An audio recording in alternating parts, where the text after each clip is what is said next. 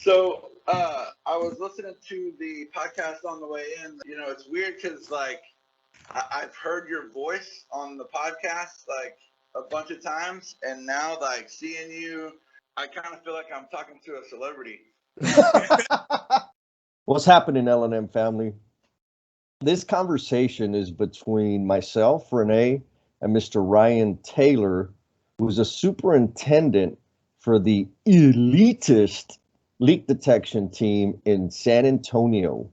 He's a father and contributing member of his community, and like many of us, has come from humble beginnings. As we talk, we cover our definition of fulfillment and how we experience that as tradesmen. Ryan also displays a deep understanding of the value in IQ and EQ and showers Rene with some love. My baby brother, my caterpillar, getting some props from his boss. And to all you men out there, there's a call to action from Ryan and myself. There's a lot of work to be done. Our family and our communities need men, and Ryan does a fantastic job of calling that out. So step on up, Big Daddy. You're listening to the Learnings and Missteps podcast, where we intend to change the image of careers in the trades. We celebrate the real men and women who have built careers in the construction industry by bringing their personal stories straight to you. I began my career as a plumber's apprentice in the late 1900s. Over the last 26 years, I've had the fortune of meeting some of the most resilient, intelligent, and inspiring people who happen to be construction workers. My career path as a plumber has provided me with experiences and opportunities I thought were inaccessible. And I want you to know that the trades are a place where dreams can come true. These stories are brought to you by three brothers who share a mother. I am Jesse, your host. Our in-house writer is Ernest, aka La Voz. Hello. And our co-host, Rene. What's up? Y'all ready?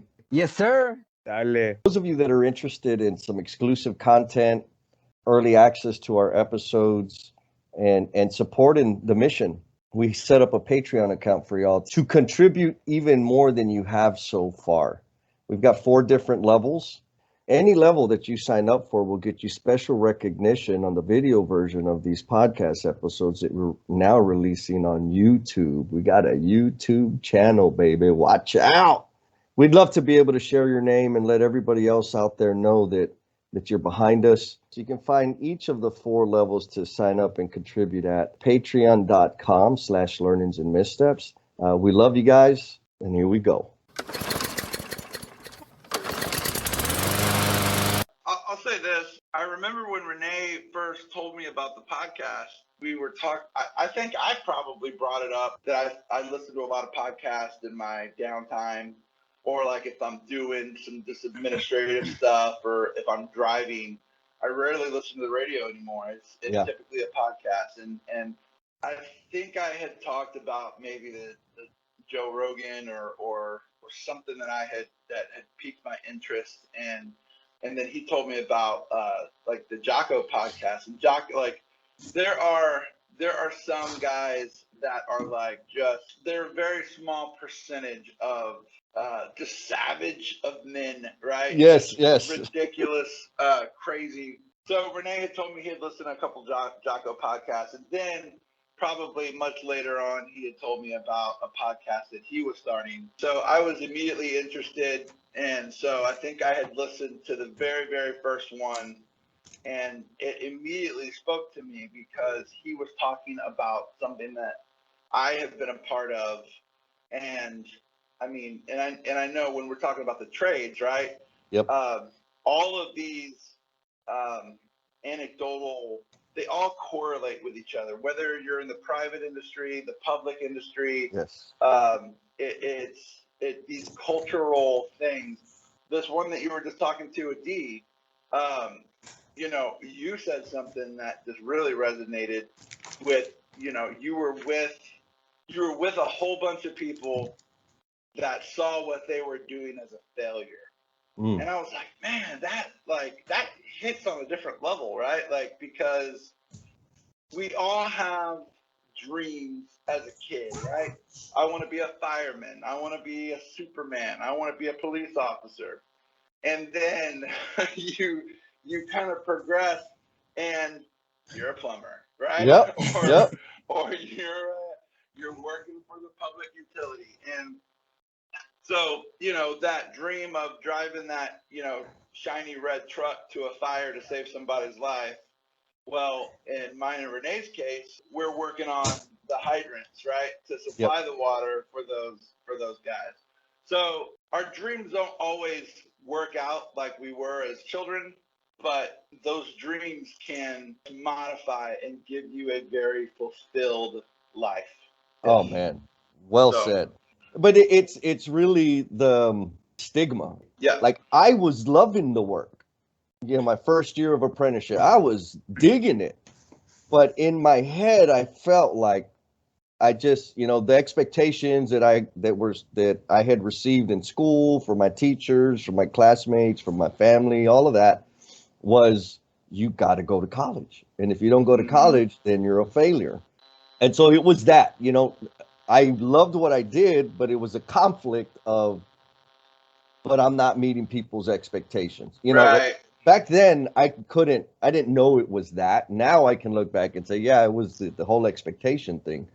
But you're 100% right, man. Like, I love my life. I'm extremely blessed, and it's a result of starting a career in the trades. I'm interested to ask, Jesse, did you feel that fulfillment very early on? Like when you started, you said you started in what was it, the mid '90s, '95. 95. Yep. So when you first got on, and you were loving what you did, right? Yep. Like your day to day, getting dirty, doing Yep. all of those things. Uh, a lot has changed from '95 to where you are now. Oh yeah. And surely your fulfillment has. Uh, did you kind of feel that very early on in your career? Oh man, yes. And so, I mean, you touch on something that's really important, right? Like, as we grow, I mean, you said it a little while ago, when I was a kid, I wanted to be a bullfighter. I wanted to play baseball, right? I wanted to be a professional baseball player, and I wanted to be a clown. Like, that's what I wanted to do. And then I wanted to be a teacher. And so that kind of kept evolving. And as I got into plumbing as a plumbing apprentice, at the time, all I wanted to do was kick everybody else's ass and be the best damn apprentice on the job site. And so my fulfillment, yes, I got 100% fulfillment right out of the gate. And it was from probably two things. One was the physical aspect of the work, right? Being able to see other people, and we're all running cast iron sanitary system or putting up hangers, but I'm going to put up more than them. And that was fulfilling for me, right? That instant gratification. And then the other part was like, there's so much to learn out on every job site is brand new people, new situations, new systems. And so the challenge of having to learn that and digest all of that and do something, create something, produce something was extremely fulfilling. So, as an apprentice, that's where I got my fulfillment from. And then as I, progressed in my career, because they wouldn't fire me for whatever reason, that fulfillment started coming from different things. And then, so it kind of transitioned to like, I would get fulfillment, and then I'd kind of like, okay, this is cool. I got this. Like, I know how to do this. I'm really good at this. I need something else. And then the next thing would kind of reveal itself. So I went from installing really, as fast as I could, the best, highest quality I could, all of that stuff.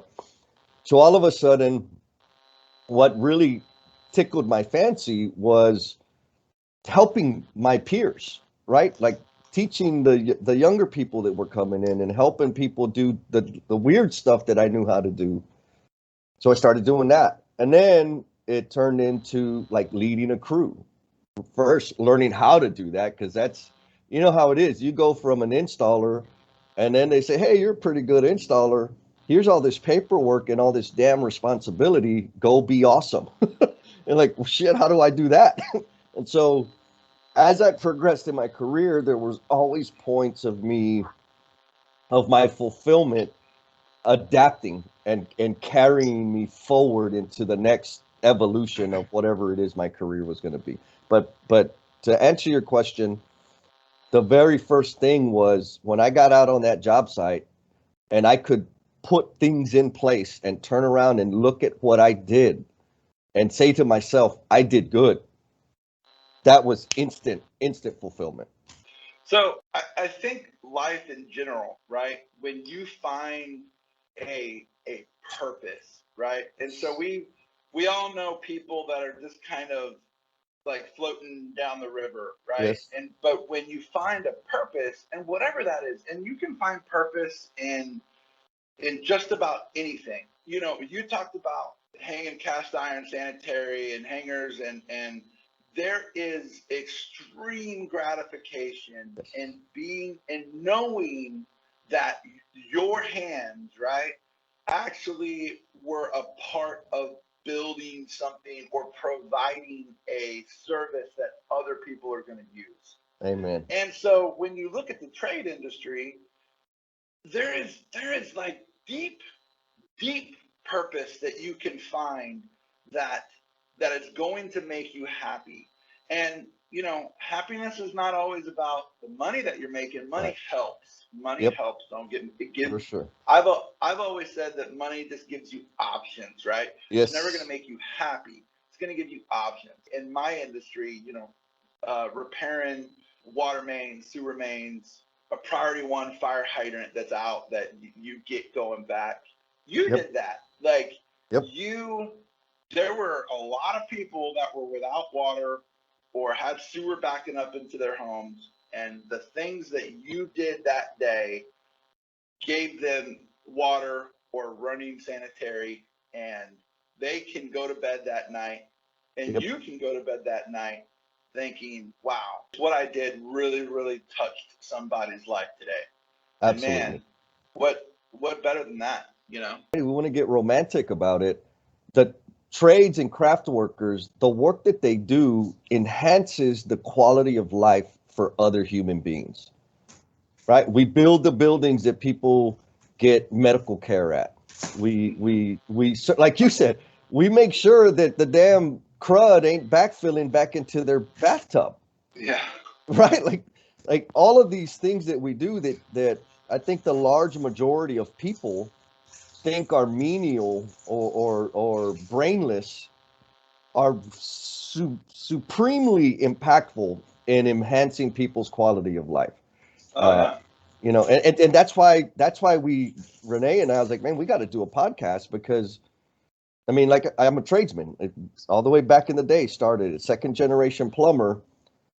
But to this day, I still, when I introduce myself with people and tell them that I'm a plumber and whatever, I work in construction, there's a lot of people that recognize like, wow, that's a thing, that's for real.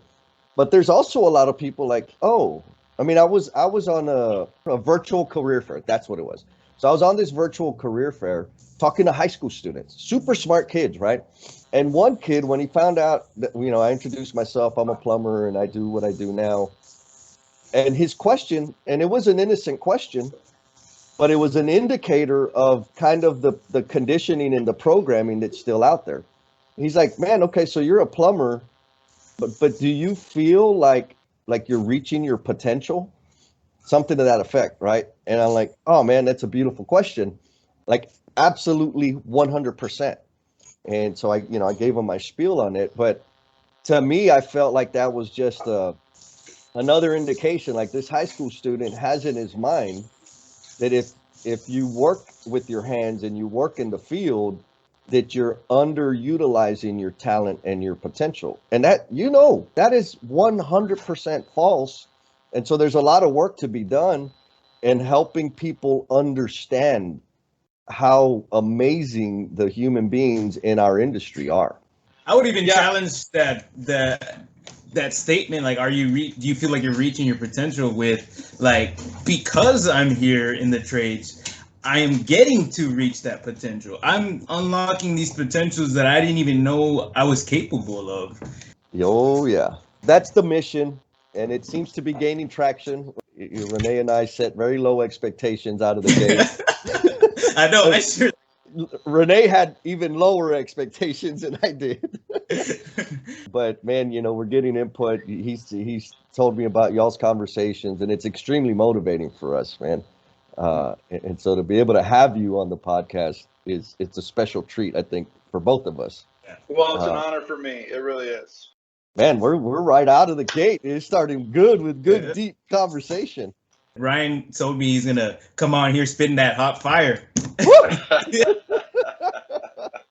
Awesome. I did say that. So, Ryan, is there anything in particular you want to make sure we cover through this conversation today? Man, I want to tell you a little bit about my wife and what she does. She's a teacher. Oh. And she has worked in a lot of lower socioeconomic schools, Title I. There were some observations that I saw in her work that I thought were really important. She worked in a district kind of far on the southwest, kind of bordering San Antonio. I saw that, and all of these lower socioeconomic kind of districts, and just full disclosure, I grew up on the southeast side of town, went to Highlands High School. Highlands, all right. Yeah, went to Highlands High School. Grew up in a single parent home, right, where I learned about like work ethic. And work ethic was literally just waking up, and getting to work, right? With maybe as bad as you felt or sick or whatever, just go to work, right? My mom and I were having a conversation the other day, and God bless my mother, she's a saint. But like I remember being at school and not feeling well, right? And I'm talking about like early on, and she would just say, go to the nurse and basically lay down a little bit or whatever you got to do, but you're staying in school. I'm not coming to pick you up. You need to kind of push through it, and that mentality kind of carried over into early on in my career. But let me go back to my wife real quick. So she's working at this district, and I kind of observed, and she would go into much more detail, but this is just an outside looking in observation, this district was really good at being able to identify the kids that were going to the next level college, right? Sure. And then the other very large percent, because we're talking about maybe 5 to 10% high side from this district was going to go on to some type of higher learning as as successful as maybe a Harvard or a Yale, or maybe Alamo Community College District, right? Sure. But moving on to a higher, and then the rest, right? And I wouldn't say the rest, the other 90%, but there was a big chunk that they identified. Okay, how are we going to make them ready for life outside of the real world, right? Life outside of high school. I saw that they were offering lots of intense types of trade kind of programs, right? And I'm talking about like HVAC, right? Who does HVAC in high school, right? But HVAC, we're talking about like ag, welding, and a lot of, for the girls, they had a big cosmetology program too. And then all I could do was relate my own high school, right? I think, Jesse, that the districts out there are starting to kind of change a little bit as far as and this goes back to your podcast with D, right? Is you're not a failure if you didn't go to college. In fact, it's the quite opposite. I would argue that it's better for you not to go to college and get your hands dirty, get into real life, find you a good mentor, and start building your career. Whatever that is. If that's plumbing, whatever kind of trade that you're going to get into, go head first and start building it. You're not going to incur this insane debt that most children get. You look at these kids that are coming out of high school or coming out of college, sometimes with $100,000 in debt, right? Yeah. And so if you came from a lower socioeconomic situation, right? Your parents didn't have a lot to help you get through college, so you're getting loan after loan after loan. Sooner or later, the chickens come home to roost, right? Oh yeah. And you gotta pay those bills. I listened to this podcast the other day. It talked about some of these people that have reached Social Security level age, right? Yeah. That were getting their Social Security garnished because they still had student debt. Oh my. That's crazy. It's unbelievable, right? But it's real. It's real. It is real. It is real.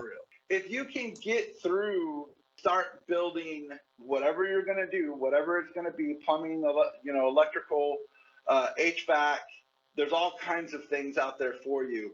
You can become, I wouldn't say rich per se, but you can live a comfortable, financially speaking, and definitely fulfilled life.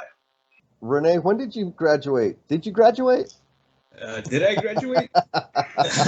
2012. Was 2012? So I want to say around that time, I was like HB House Bill 12 or something. There was a big change for Texas, right? For the Texas TEA, where they got this funding and made a focus of bringing back vocational training to the schools. Because I know, like my story, when I was in high school, I'm also a product of SAISD, but from the best high school in SAISD, which is Burbank. Oh my God. That's the old 28-5A. There was Highland, Lanier, Burbank, Brack, Edison, Sam Houston, probably missing Jefferson. Yes. Yeah, that was the old. Yes, sir. Big time. So I went to Tafoya Middle School because I was in the multilingual program, right? It was low-income students, trying to get them college ready. And part of that program was that I took Latin. So I was learning another language, and we weren't allowed to take vocational courses. Like, everything we took had to be college geared, right? Wow. And so middle school did all that. High school, same thing. And I was, I have discipline problems. Like I really couldn't behave myself. So I ended up getting kicked out of the multilingual program. But because I had been exposed to all this, college geared type education, I was still a nerd boy. I couldn't take vocational classes, right? So it was like, you got to go to college. And I'm not against college. Like some careers absolutely require a degree. And if that's what your heart and your family feel are important, go do that. There's going to be some debt, right? That's a reality. But if you're not sure, you don't have to go get in debt to figure it out, right? Yeah. And so, I took that track, took high level math because I love math and, all that stuff. And then I got into the trades and I was like, oh my God, like this is the world where I can apply all that weird stuff they were talking about back in school. A negative times a negative is a positive. Yeah. You got it, man. And so that was kind of the environment back then, where it was like no vocational stuff. I mean, even at my high school, they had like a auto body shop class, but the kids that they put in there, some of the students opted to be in that. But a lot of the kids were just like, well, you're kind of a troublemaker. We're just going to put you in that. You know what I mean? It was kind of a last resort. the end of the road, nobody, like limited options, just dump those people over there. And so fast forward, you're talking about these trade programs. Like I know Southwest High School, they have a partnership with Caterpillar, right? They've got internships where kids, it's juniors and seniors, go work on like diesel mechanic stuff, like real serious work. We've got Construction Careers Academy at here in the NISD. That whole curriculum is around those students learning. They have multiple tracks, right? They can take plumbing, they can take HVAC, electrical, carpentry, project management, virtual design, engineering, but it's all geared towards construction. And so that's a huge shift, which is exciting, but we got a long way to go before it becomes like respected as a profession, right? Because we're professionals too. We got to go get continuing education. We got to maintain our licensing.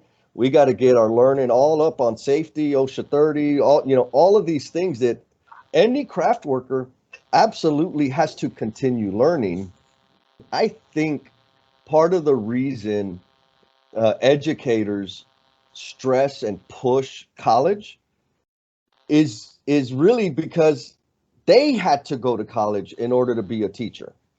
Mm-hmm. And so that's like the only formula they know to, having a higher income and starting their career. So by default, right, like not maliciously, but by default, they're gonna believe and message you have to go to college. Yeah, that's a good point. Like they just don't know any other way, which is, again, all the reason for this podcast. So we can talk about all those other ways.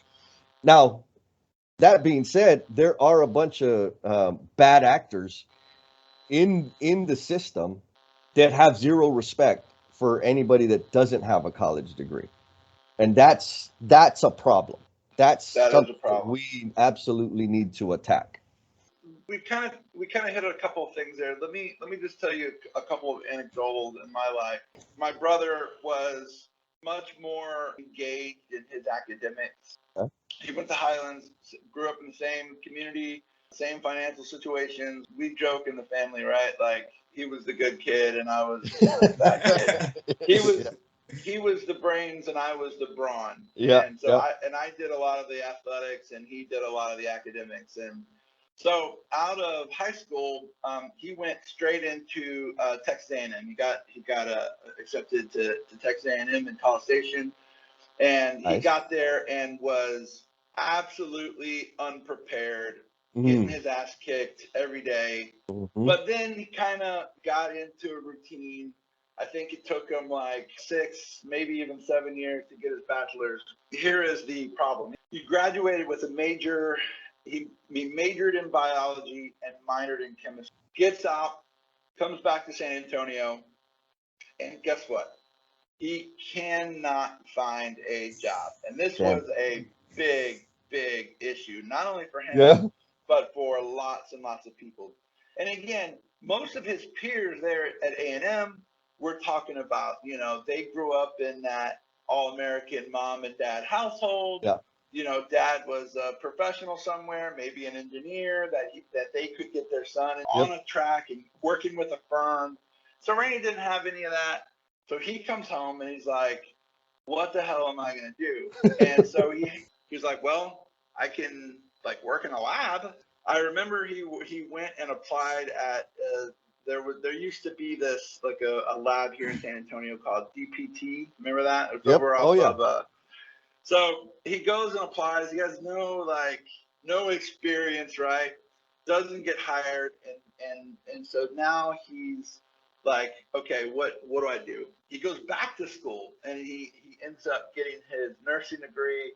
I think he's been in the nursing field like 23, 24 years. Nice. Happy, doing well, but again, had no clue what he was going to do when he got out of college. The second one is my wife. Mm. She was kind of a traveler. Her dad was in the oil field. I think she went to like 15 or 16 different elementary, middle, and high schools, right? I mean, just kind of all over the place. Gets out of high school, goes to UTSA, was interested in medicine, and then that quickly kind of turned into, well, then let me just kind of go and be a teacher. Got her teaching degree, went back, got her master's, right? She's very fulfilled. She has a passion for connecting with people and working with these lower socioeconomic cadre of kids, if you will. But here's the deal. She gets her bachelor's, she gets her master's, she has all of this student debt, and teachers don't make a lot of money, bro. You gotta love that work. I make probably a little bit more than she does, and I have no degree. Yep. And she has multiple, right? Or 2 degrees. And so, that's also a problem is, it's not going to be short-term money that you're looking for. It's long-term money that you're looking for, because not everybody can be a doctor. Not everybody can be a lawyer. Not everybody can be what we would call a white-collar professional, right? Sure. Even those white-collar professionals these days are still not making a whole lot of money, right? Agreed. That stigma, that default that you were talking about, this is what you're going to have to do to be successful. Man, I want to say it was Barack Obama who gave like 3 or 4 things to do to get out of the poverty cycle, right? Okay.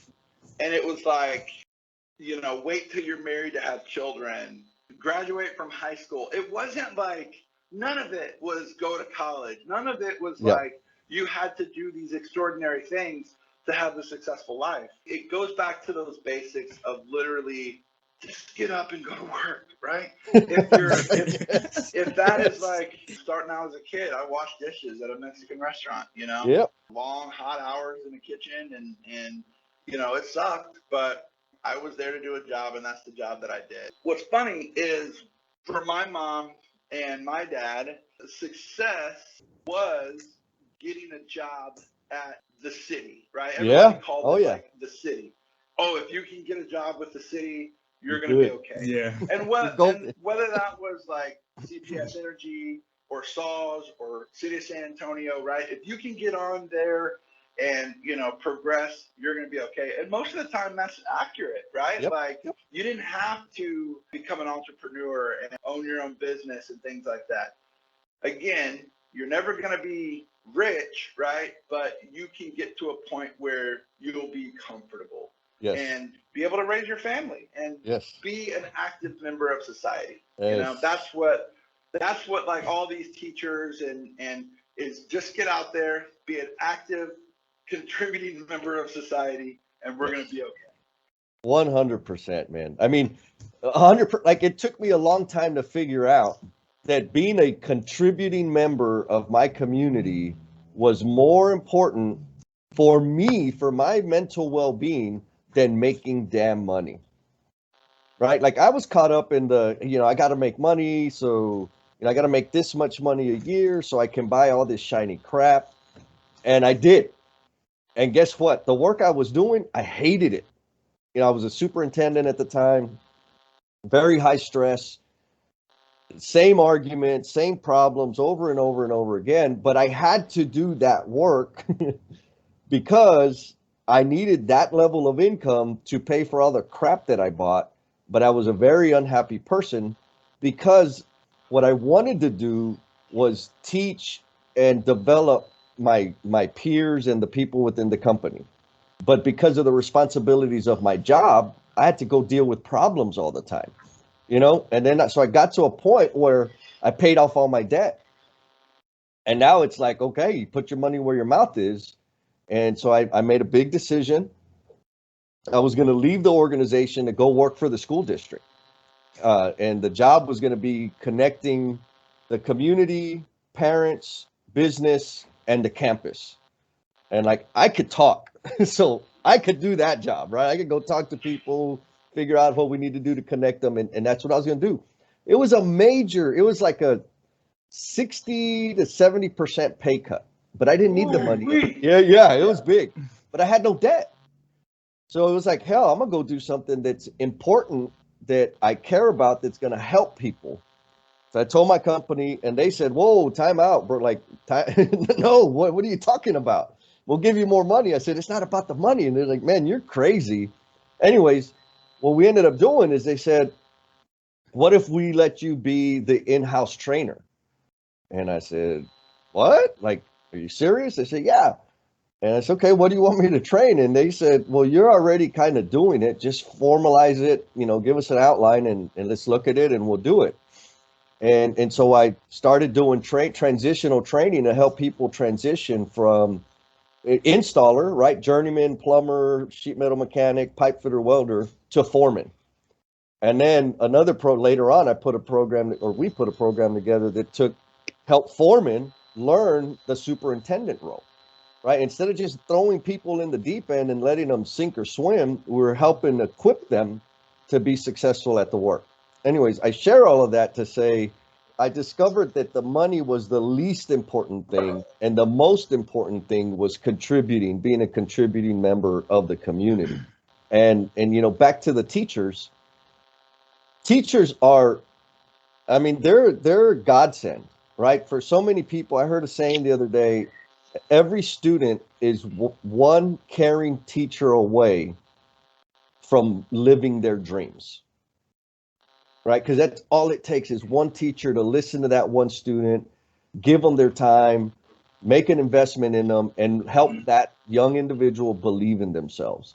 It's unfortunate that they're compensated poorly, and we got to do something about that, right? Obviously. But the other side of it is, if you don't want to help change lives, you do not need to be a damn teacher. Amen. Right? Yeah. Like, all you're going to do is damage people. If you're looking for the income and security and benefits, there's plenty of other places. Please don't go ruin kids' lives. Don't do it. So I have a deep respect for teachers, and the commitment and sacrifice. I know have a lot of friends that are educators. Actually, one really close friend, she's a principal now, and she planted the seed that helped us get to, damn it, we need to start a podcast. But she's that kind of human being, right? She listens, she understands, and she can motivate without, like, not the song and dance motivation, but like the real human being, one-on-one, deep connection type of motivation. And that's what we need in our teachers. So for all those teachers out there, thank you for your sacrifice. We love you, and we need more of it. And for the rest of y'all that are there for a check, y'all need to check your ass out and go get another job. Yeah. No, you hit it, man. Jess, there were a couple things that you touched on that are really important into progressing the stigma and image of the trades, right? One of them that you said was, how do we change the professionals, these white collar people, to look at the blue collar people as professionals also, right? Yes. That's a tough thing. In the trade industry, though, I'll tell you, a lot of times we don't do ourselves much favors. Good point. Right? I can tell you from just in my industry, in my place of business, I can guarantee you, Rene can probably even attest to, there are a lot of people that work here that probably have a hard time, like, reading and writing. Yes. Yes. And that's no fault of their own.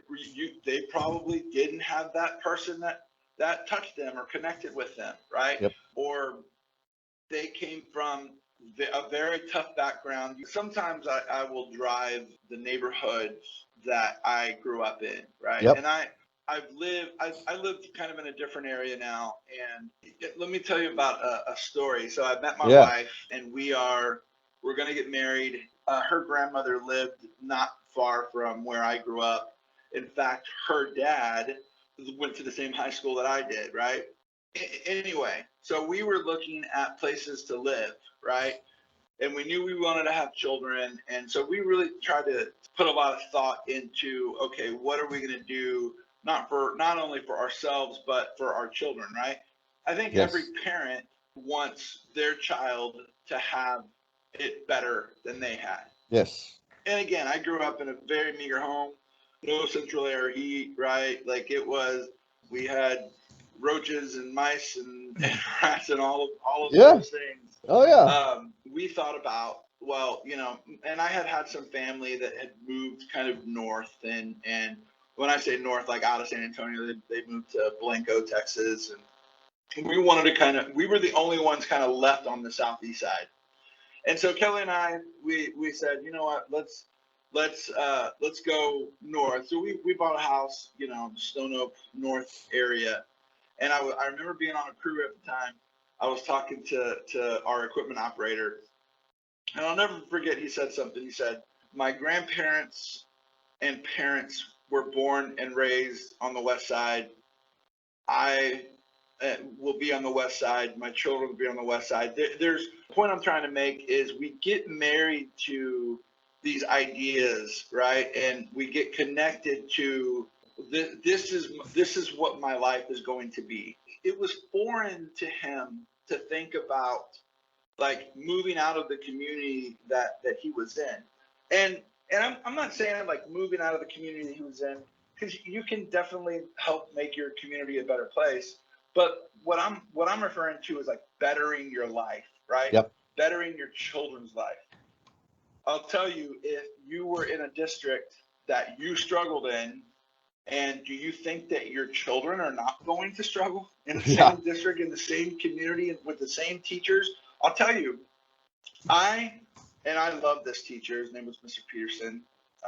God bless him. He's not with us anymore.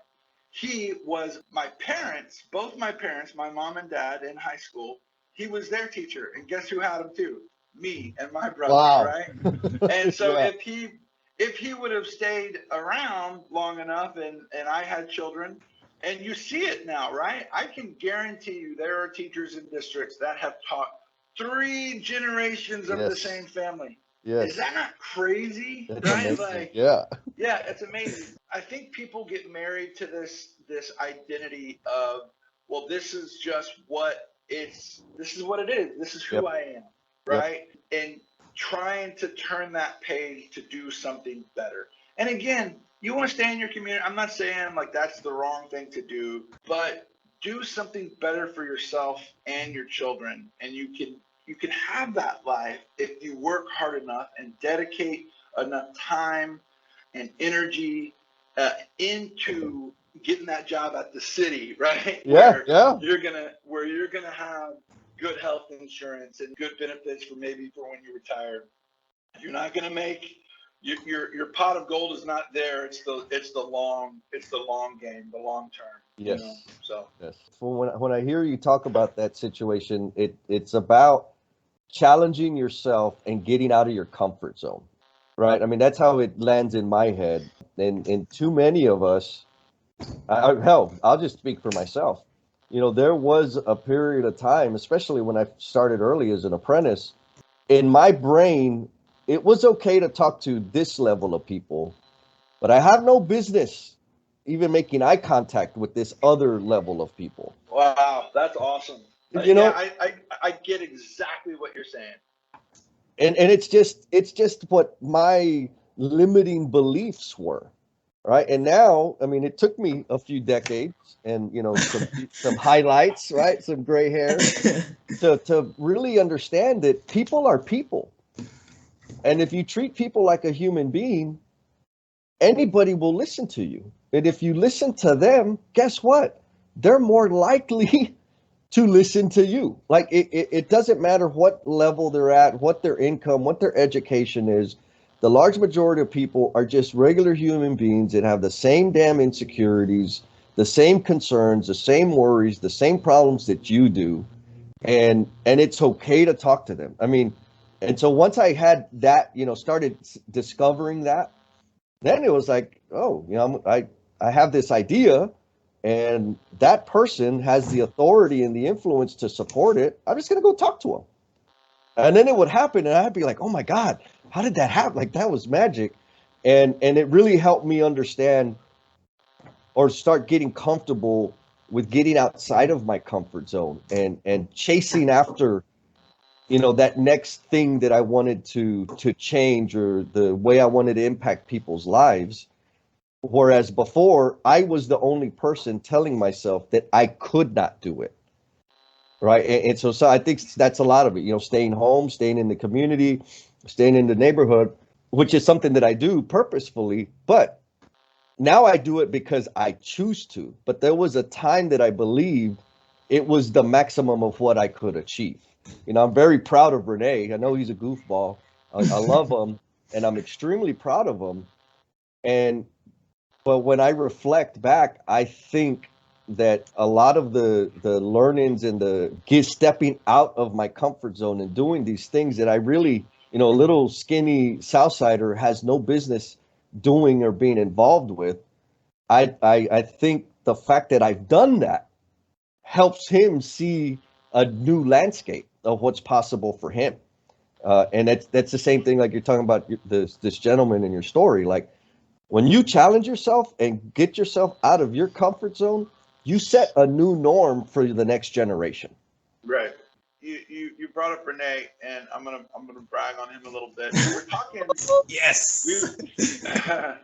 We were talking the other day about like IQ versus EQ, right? Mm-hmm. Yeah. And recipes for success. Jesse, I see in you that you have an innate ability to be able to communicate, and being able to communicate, set yourself apart from the other guy who was hanging cast iron right next to you. Yep. Y'all started at the same level, right? But your effort, your want to hang more than that guy did, plus the ability to be able to communicate. And you know what? I'm going to step out and I'm going to go and talk to that white collar guy who's holding the clipboard that I wasn't supposed to make eye contact with, right? Yep. You put yourself in a position to start kind of climbing what that ladder was, right? Yep. What I've seen with Rene is he has that ability to communicate.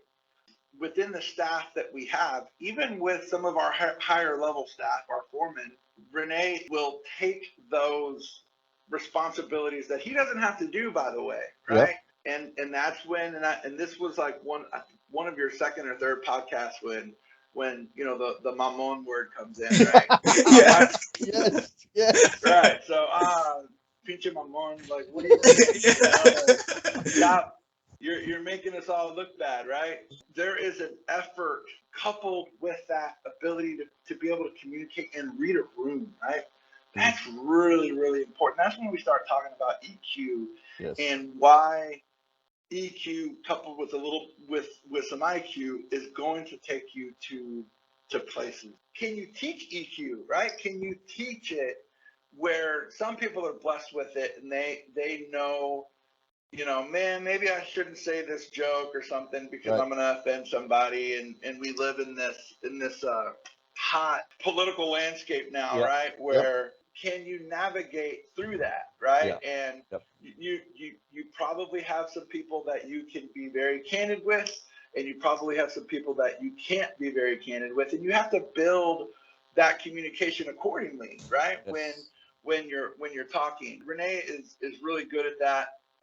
I've struggled with, like, what am I going to do? Like, there's literally going to be a post-Rene life for me, right? Because, Rene has been so pivotal in what we've been doing. But he is moving on to bigger and better things. And who knows, maybe he'll circle back around and become...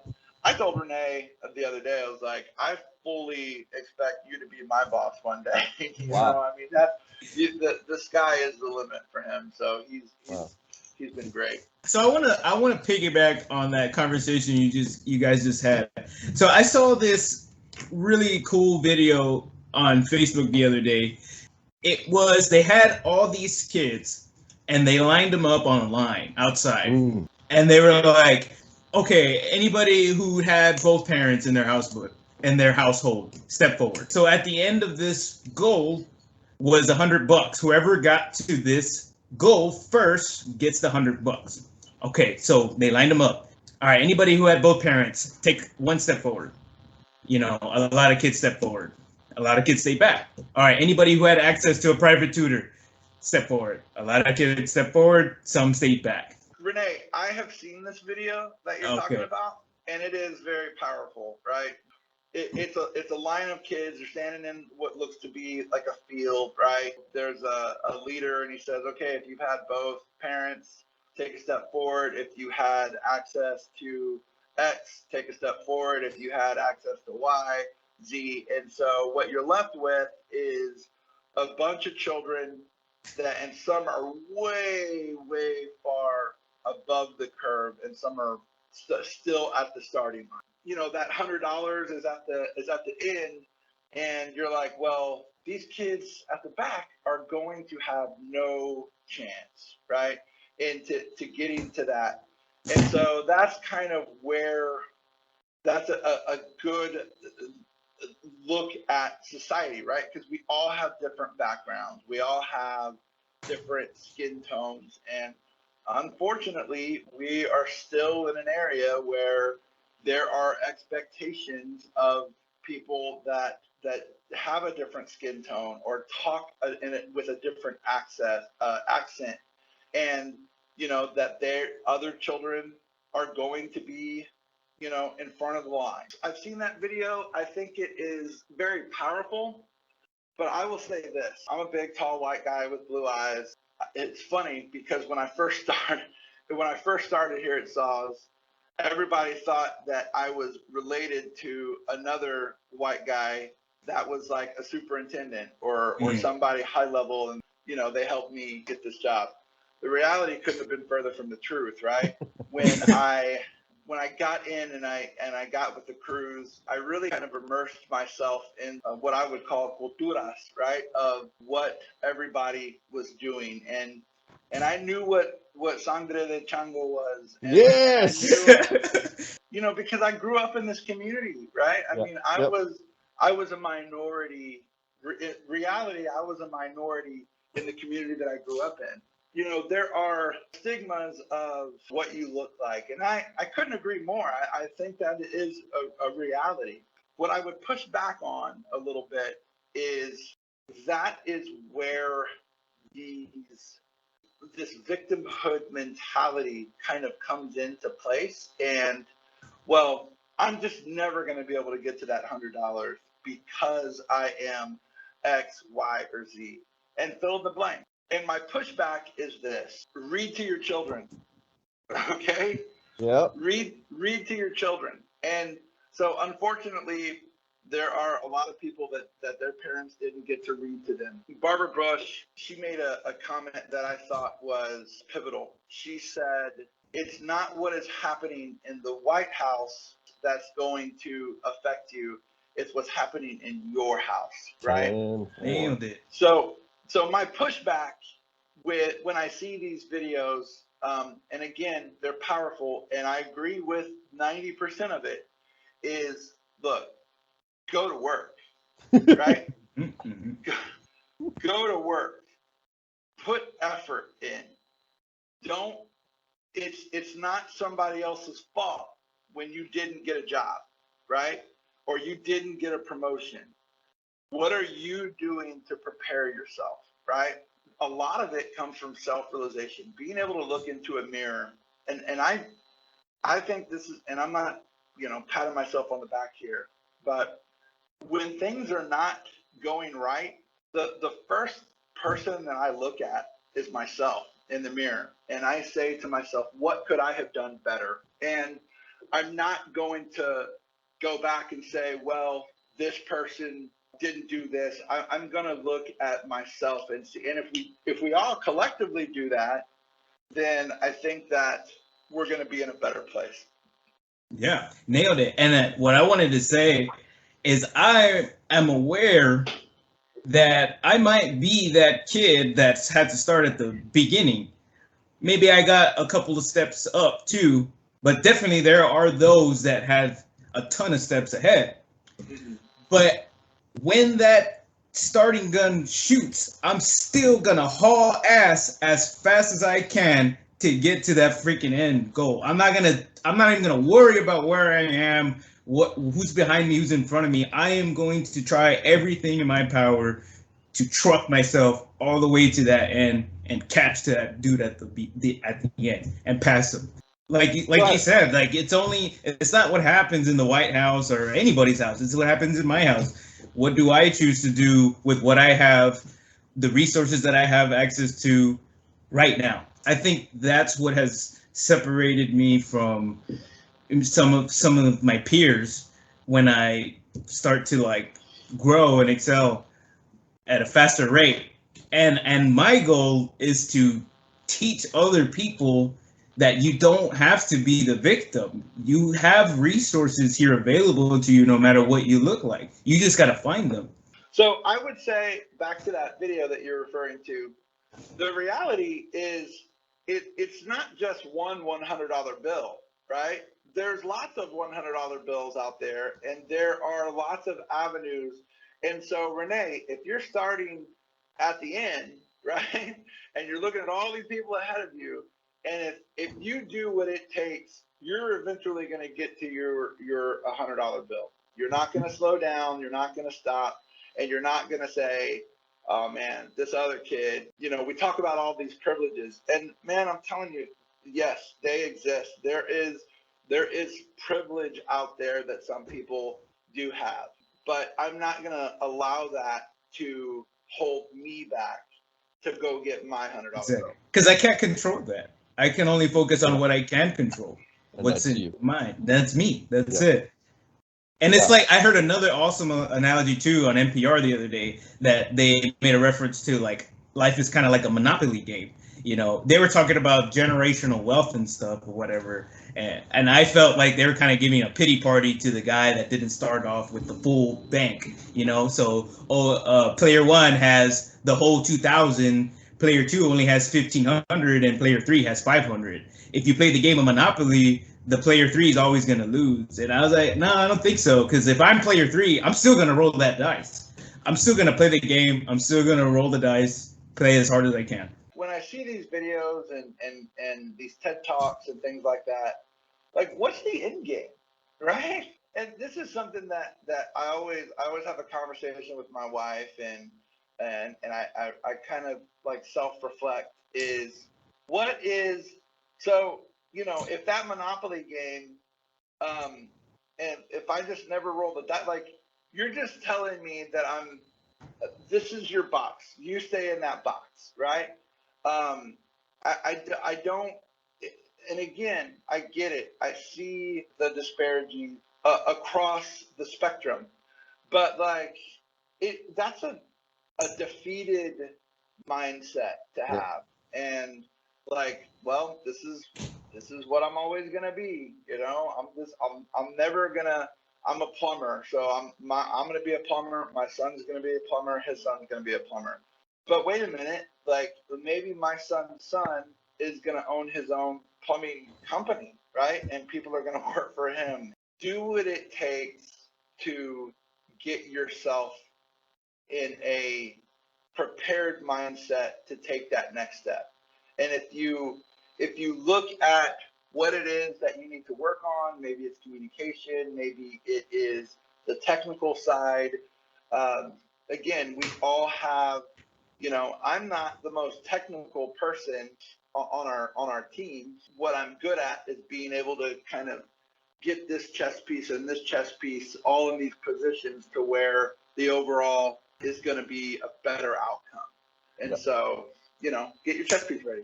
Let's say you just have the worst luck in the world. Everything's happening to you, all of that stuff in this game of Monopoly, right? Well, even if that was true and there's just nothing you can do about it, what can you do to keep playing the game and lay the foundation for your next people, for your kids? What can I do, even if I can't win and become that $2,000 starting player? What can I do for that when my son starts playing Monopoly? I can help him start off with more than just the 500. What can I do? So I got a great little story for you. My son is 5 years old, and it was the first year that we could try out for like the neighborhood swim team, the Lookout Canyon Tiger Shark. We started with our children in the water very, very early. Brooke was born in January. We had her in the water like in May, and I'm serious. My son was born in May, and we had him in the water like by the end of the summer, right? So probably July, August, and literally in our arms. But we were getting like them really like just used to the water, and it's really about fear, right? Fear holds a lot of people back. He's 5 now. He knows how to swim. He knew how to swim at 3 with no life vest, no anything like that. So we're at like it's not really a tryout, but more of a, this is like what level of swimmer are you, right? So what they had to do, and we have, a big Olympic style pool in our neighborhood. And so all he had to do was get in the water and go to the other side of the pool. So my mom is with me. We're getting up to where it's almost his turn to get into the water, and there's a long line of kids. And my mom kind of scoots down to Austin, and she says, "Now, Austin, if you get tired, you can stop and you can lean onto the buoy, or if you get tired, just grab onto the wall. It's okay." And I kind of stopped, and I turned around, like when he wasn't kind of paying attention. I turned around and I told my mom, like, "I got this, right?" So then I went back to Austin and I said, "Don't stop. You don't stop until you get to the other side. Do not grab onto the wall, and do not grab onto the little buoys, the divider, because I know he can do it, right?" And so many times, and moms are great at this, and grandmas, but so many, and we need moms and we need grandmas, right? Yeah. But you know what we also need? We need men. We need strong men to push and raise the expectation for our sons, right? I didn't grow up with a dad, and later in life, I learned some really pivotal understandings of taking care of your responsibilities. But moreover, back to this anecdotal story about my son, I'm going to raise the bar. If you whatever the bar, your son will get to it. So if you lower the bar, he's only going to come here, right? Raise the bar, set high expectations, and then give them the resources to get to it. And so if you do that, man, that's when we start building a better society. It really is. That's our job as leaders, and I love that you pointed out, Ryan, like men, we need to challenge, but we also need to support. Yeah, you absolutely got to set higher expectations, challenge people, because you can see, I mean, you as a leader in your organization at your job, you can see the potential and the aptitude in your people. And you can see it way before they can see it. And you got to challenge them. But you also have to back it up with the support. Give them the resources that they need in order to grow, right? Just grow a little bit. You don't have to hit a grand slam. Get on base. Just get on base, baby. And we'll get there. That's it. I've seen those videos, and I got mixed feelings about them. Yes, there are realities out there that a lot of us have to deal with. Some of us have a better situation than others. But to capitalize on the point that you've said several times, Ryan, go to work. That's right. It's that easy.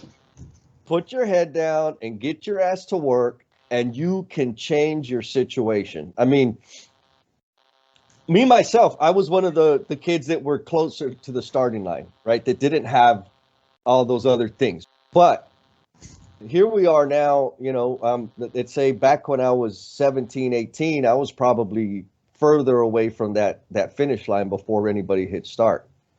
But now my life situation is not the same. If I was in that lineup, I would be further up. I have a bunch of advantages now that are a result of sacrifice, commitment, and putting my ass to work. I don't think it's very complicated. No. Go to work. Put your head down, apply the work ethic, sacrifice, commit to learning, treat people like human beings. That's And right. right after that, it's all gravy after that. But you can't be a victim. Nobody owes you anything. The only person that owes you anything is you. And we all have the same 24 hours. And you may end up being branded mamon, right? Or be accused. Here's kind of a funny that our San Antonio listeners will get this. Early in my career, I was a second year, maybe third year plumbing apprentice, and I was talking to the guys, and they were like giving me hell, right? Because of course I was a mamon too, because I went to school, I studied, I wanted to learn, blah blah blah. And one of the guys was like, "Well, yeah, Jess, but you're a Northsider. Like, of course you're doing well in school, and of course you're progressing and getting bonus or getting raises and getting promotions because you're a Northsider." And I was like, "What? Like, how in the world? Where do you get that idea that I'm even a Northsider?" Because in San Antonio, socioeconomically divided, Northside right. indicates that you have more resources, more privilege. Any other side of town is less than. That's And right. and one of my buddies that knew me, like he's known my whole life, he's like, "Dude, that dude ain't no Northsider. He's a dirty ass Southsider." But it was interesting though, that individual recognized some of the behaviors as Northside behaviors. So there's something going on there, right? They think like that behavior doesn't happen within an individual that is not on the North Side. That's right. That's But crazy. it's amazing, right? But everybody has we don't all have the same capabilities. We all have the same 24 hours, and we all have special gifts and talents that we've been blessed with. And it's our responsibility to nurture and develop them. And when you do that, you can outrun all them people that are way up that got that head start. You can That's catch right. their ass, you can smoke them. Because even those people that are at the front of the line that have that head start, if they don't, it's like talent, right? If they don't work hard, it don't matter how much talent you have. You've got to work hard so you can catch those people. You can pass them up, and some of them are just going to sit there with the privilege and not do a damn thing with it. So, I mean, I like the language you used about the victim mentality. We have a choice to decide if I am going to live as a victim or if I'm going to live as a victor. And it's 100% up to me. Sorry, I get preachy. Hallelujah. No. And this is what we need to get out. It's that message. It's funny, that Northsider thing really, really hit hard for me. I remember as a kid playing football for Highlands High School. My freshman year, Judson came to Highlands to play. We come out of the locker room, and this was early in the year where the academics hadn't hit to where Right. all the guys that didn't get to play, after the report cards came out. We probably had, I don't know, 30, 35 guys, right? We run out of the little field house there and go out into the field and start our warm-ups. And then it was almost like, the Empire Strikes Back theme music, right? So literally bus after bus after bus, probably 6 or 7 buses. Damn. All of Judson kids come out, and they had enough 11 guys to probably rotate in after each play of the game. That's how many people they had. It's just funny when you talk about like that Northsider mentality. There are the haves and the have-nots, and maybe we did a bad job as Southsiders, right? I'm from the Southeast side. Maybe we did a bad job as Southsiders to say, no, you have pride in your community. Yes. We have too, right? We do have haves as well. There's that statement, the bigotry of low expectations, right? Oh, you're from the South Side. You're not going to be this, that, or the other. Yep. Get to work. Go to work. That's it. You will get to where you want to be. Absolutely. Go. I love it. I think that's the underlying theme. Go to work. So Ryan, what do you want our audience to know about you? I'll say that I grew up much like many of the people that I work with grew up, Okay. right? In the blue collar field, there are a lot of people that came in, maybe in a broken home, in a rough neighborhood. Man, I'm gonna tell you, I grew up I graduated in 1996. I know Rene doesn't remember this, but in the early 90s, early to mid 90s, gang violence was really, really bad here in San Antonio. The school that I went to, Rogers Middle School, there was I believe it was like a Valentine's Day party. There was a rival gang thought that there was another gang's party. It wasn't. It was some middle schoolers getting together for Valentine's Day, and go in, kick the door, and three or four of my classmates were shot. One of them was shot point blank with a shotgun. Blanca Garcia. She was in 8th grade and died. Right. Yeah. And so I remember in my house, hearing gunshots at night, and being afraid to watch the news, and it was a weird time, in that, in these movies like Colors and Boys in the Hood, and these gang movies were kind of sensationalizing that kind of gang life. And so that's kind of where I come from. It's where I was kind of born and raised, the Southeast side, went to Highlands, broken home. My mother, again, she's a saint. She worked 35 years for the San Antonio Police Department. She wasn't a police officer. She was just a clerk in the youth bureau. And so all of these youth kids would come in. It got picked up off the street for getting into trouble, right? Yep. And so they would come in, and my mom would help process them. It was really, my mom's side of the family really kind of nurtured me. And again, they say it takes a village, right? Well, it really was a village. They had to push me and push me and push me and get me to where I graduated.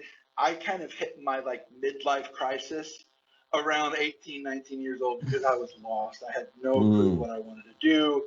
I was kind of lost, and there was, remember I talked about getting a job with the city, right? If you could get on with the city, whatever it was, that you have arrived at that point. And again, my mom, 35 years, my aunt and uncle, both 30 plus years at CPS Energy. My stepdad, who came in later in life, my mom and stepdad met when I was 21, but he, again, 38 years with the police department. And so I have these examples of what could be done if you did play the long game, right? Yep. My stepdad, love him to pieces. I remember one day when we were talking about the long game. I was making $8.25 an hour when I started here at Saws, and he said, "Hey, I'm going to sign you up for this ICMA, this deferred comp, and you're going to $25 a paycheck." And I said, "Whoa, stop." $25, I can't afford that. And the words that he said next will change my life. And he said, "You can't afford not to," right? What we're really talking about when we get into these changing cultures and society is we need men. We need women. I love you, women. I love you. Okay. I'm married to a very strong woman. We need men to mentor and guide and push and raise the bar. Me personally, I think that is the key to getting to the next step. I really do. Agreed 100%. I mean, there's too many people out there that aren't fulfilling their responsibility as a man, and specifically in the mentoring side of things. That's right. Right? Yeah, you're a man, you got a job, all great. But what are you doing to help somebody else? Are you sharing your insight? A large part of the reason I am where I'm at is because of Rene. he got to 7th grade, and I realized all of a sudden, like, oh my goodness, he's experiencing the same thing that I experienced. A broken home, right? All of that good stuff. And I was like, oh damn, like if I don't get involved and step up, he's gonna go down the same damn path I went down. And that wasn't fun. It was a lot of wasted. Well, let me take that back. It was fun. It wasn't productive. And because of that, I said, okay, well, I didn't know what the hell to do except for give him my attention, give him my time, and share what little I knew. But as a result of that catapulted my life in an entirely different direction. So as men out there, you need to be a mentor. You may not know exactly what to do, but go share your experience to help somebody. But I promise you, it will help you grow as a human being. It's not like you're just giving stuff away. It's you get a return on that investment like tenfold that you just wouldn't believe. But if all you're doing is sitting there taking care of your own bones, you ain't doing enough. Jesse, in this toxic political landscape that we're in, there are phrases that get people all kind of riled up, and one of them is pull yourself up by your bootstraps. You've probably heard that before. Oh yeah. When I say go to work, right, that's kind of what that means. At the end of the day, if you have the responsibility of being a husband or a father, or maybe not, maybe you're early on in this, and pull yourself up by your bootstrap. Go to work. Yes, you might be behind the race, right? But get in the race. Run the race. Yes. It's worth it. It's worth it. And get into an industry that is going to fulfill your heart, right? When you're able to do something with your hands, however you're able to serve the community, whether you're building infrastructure that's going to be a part of society, do it. When you lay your head down on the pillow at night, you're gonna be fulfilled. But I guarantee you're gonna have content in what you're doing. Oh man, that is beautiful. So since we're soaking up all your battery power, I don't want to run out of. No, you're good, bro. This has been an amazing conversation. I'll ask this question, and then I have another question if we still have battery life. So okay. This first question is, what impact do you want to leave on the world? Ooh, that's a great question, and you touched on it. One of, I think, God's greatest commandments is love your neighbor. Okay? Love your neighbor. Connect with people that don't look like you, that don't love like you. They may come from a different country, from a different background, they may love a different gender that you love. Listen, love your neighbor. Give somebody a hug. Connect with people. Because I guarantee you, all of those differences that you think you have more in common. The way I lead is trying to, and I don't do a great job sometimes, is getting everybody on the same page, right? Are we marching to the beat of the same drum? But to do that, you actually have to connect with people. I think human connection is something in these social media days, in this toxic political landscape, we're having, we say we're connected more, but we're not. We're not. Yep. And there's so much vitriol and vile language out there. Listen, these keyboard warriors, and if somebody's in front of you, you know what? Connect with them. Treat everybody as if I know this is going to sound crazy, but they were a baby at one point. They were a child. You wouldn't talk to a child like that. So, a lot of people do crazy stuff when, they're trapped in a corner, right? Yes. Fear makes people do crazy stuff. With all that being said, connect with your neighbor, love your neighbor. That's really going to take us to the next level. 10-4. Man, sound advice. It sounds simple. But I know, yeah. Right. But it takes some damn work. It takes some vulnerability, some humility, but absolutely will make the big difference. Okay, so here's the fun question. Rene let me know, he dropped the dime on you and said, hey, I think we might want to talk about this subject. I said, okay, talk about it. Here's the question. What are your thoughts about women in the trades? So, we need everybody in the trades. Okay. My constructive criticism with Rene and this podcast was you guys had interviewed a lot of women and and that's great. You're celebrating and highlighting. But what I would push back on a little bit, and that's probably a bad term to use, is it's a very, very small percentage of people in the trades. And I'll just share with you here, there is out of, let me just say 600 people in our group, probably 2 are women. Wow. Right? Yep. Yeah. Yep.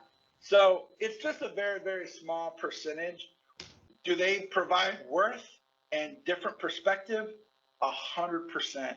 And yes, we absolutely need that. But there are some, again, we talked about the head starts and the realities of life. There are some realities with women coming into the industry. I mean, hell, it was a long time before. I mean, I worked construction my whole life. And so if we had to go to the bathroom, it was a porta potty. Yeah. And if you're a woman on a job site, you don't want to use the same damn place that the rest of the guys are using, right? I mean, hell, I didn't want to use it. Brutal. And yeah, exactly. And now, I work for an amazing organization, and more general contractors out there are getting with it and providing a porta potty specifically for women, right? Just lock it up and only the ladies can use that. I mean, that sounds like a really small thing, but oh my God, it's huge. I mean, I've been in the trade in this industry 20 plus years, and only in the last 5 years have I seen an intentional effort about providing a freaking porta potty for ladies to use. You got to have thick skin to be in the trades, right? As a man. And as a woman, I can only imagine how much thicker their skin has to be. Oh my gosh. Absolutely. So, and it would be so easy to say, peace out, I'm going to go do something else, because I don't see people that look like me. They don't make any kind of adjustments or accommodations for my physical being. Why would I be here? I'll say this. Men and women have inherent differences. I am a man. I know what's in my own heart. I know what's in other men's hearts. Yeah. That we're savage. We're selling. And that it's a tough dynamic, right? Yeah. And to kind of find that balance. If you can find the balance, typically it's the women that have to make the adjustments, not the men, right?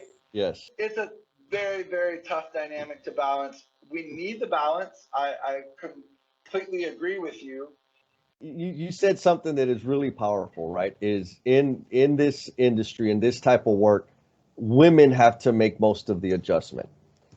That's not appropriate. That is not proper. Agreed. But that's a true statement. And back to what you were talking about, men, right? Like this is a call out to all the men out there.